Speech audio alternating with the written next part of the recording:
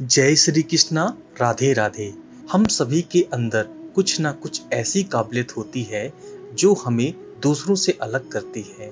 आप इसे काबिलियत, टैलेंट या एबिलिटी कुछ भी नाम दे सकते हैं। किसी चीज को करने में हम इतने अच्छे होते हैं कि वो चीज हमसे बेहतर दूसरा कर ही नहीं सकते। कई बार ऐसा होता है कि हम अपनी काबिलियत का सही इस्तेमाल नहीं कर पाते और टैलेंट होने के बावजूद भी हम फेल हो जाते हैं। टैलेंट होना कोई बड़ी बात नहीं है, लेकिन उसका सही तरीके से इस्तेमाल करना बड़ी बात है। कुछ लोग मेहनत के दम पर सफलता पा लेते हैं और कुछ लोग अपने टैलेंट के दम पर सफल हो जाते हैं, और साथ ही कुछ ऐसे लोग होते हैं जो टैलेंट होने के बावजूद भी असफल हो जाते हैं। अक्सर जिन लोगों में अपनी काबिलियत पर बहुत ज्यादा घमंड होता है, वही लोग असफल होते हैं। श्री कृष्ण जी कहते हैं, क्यों सिर्फ काबिलियत का होना जरूरी नहीं है, बल्कि अपनी काबिलियत को सही तरीके से इस्तेमाल करना भी जरूरी है।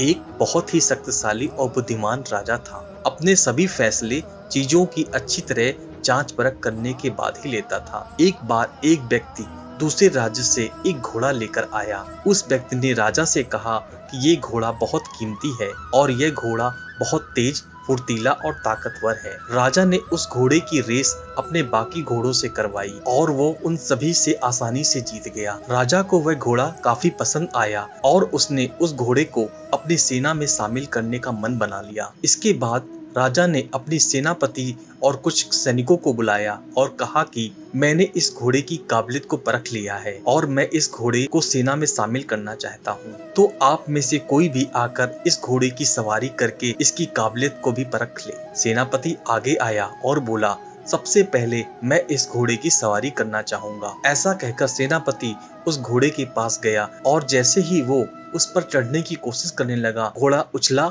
और उसने सेनापति को जमीन पर गिरा दिया। इसके बाद एक दूसरा सैनिक आया और वह घोड़े पर चढ़ने की कोशिश करने लगा, लेकिन इस बार भी उस घोड़े ने उस सैनिक को नीचे गिरा दिया। इस तरह एक सैनिक फिर आया और उसे भी घोड़े ने अपनी पीठ पर सवार होने नहीं दिया, उसे भी नीचे गिरा दिया। राजा दूर से यह सब देख रहा था और फिर वह उस घोड़े के मालिक के पास गया और उससे बोला, इस घोड़े में ताकत और काबिलियत तो बहुत है, लेकिन यह सब होने का क्या फायदा अगर ये किसी को खुद की सवारी ही ना करने दे और अपने सवार को ही गिरा दे। इसे सेना में रखने का क्या फायदा अगर ये किसी सैनिक के साथ मिलकर अपनी काबिलियत ही साबित ना कर सके। राजा ने घोड़ा अपनी सेना में शामिल नहीं किया। ये छोटी सी कहानी हमें यह बताती है कि हमारे अंदर चाहे कितनी भी एबिलिटी हो, अगर हम उनका सही से इस्तेमाल नहीं करते, उसे दूसरों के साथ शेयर नहीं करते या फिर उससे दूसरों का और खुद का फायदा नहीं कर पाते, तो वह किसी काम की नहीं है। ऐसी एबिलिटी या क्वालिटी का होना या ना होना दोनों ही बराबर है। जो अपनी नॉलेज को किसी के साथ शेयर नहीं करते, वो ये सोचते हैं कि किसी को सिखाने से उनका टैलेंट कम हो जाएगा या फिर वो दूसरों से पीछे हो जाएंगे। उन्हें ऐसा लगता है कि दूसरों को सिखाने से उनका टैलेंट, उनकी क्वालिटी का वेस्ट हो जाएगा। हमारी काबिलियत हमें सफलता तभी दिला सकती है जब हम उसका इस्तेमाल दूसरों और अपने फायदे के लिए करें। एक कोच भी तभी सफल होता है जब वह दूसरों को सिखाए, वरना उसके होने का क्या ही फायदा। हम भले ही अपने टैलेंट और नॉलेज की वजह से बहुत सक्सेसफुल हो जाएं,